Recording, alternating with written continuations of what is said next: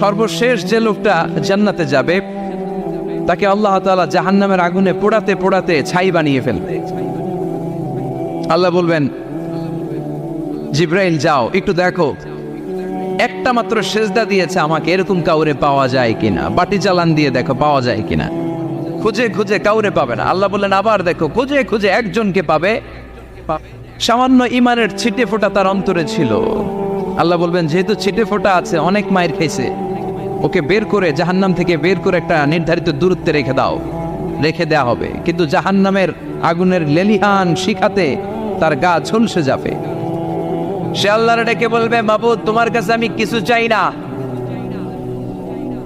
জাহান্নাম থেকে তুমি আমাকে বের করেছো, জীবন নদীর পানি তুমি আমার গায়ের মধ্যে ঢেলে দিয়েছো, আমি আবার সজীবতা ফিরে পেয়েছি। আমি তোমার কাছে জান্নাত চাই না, শুধু নিরাপদ একটা দূরত্বে আমাকে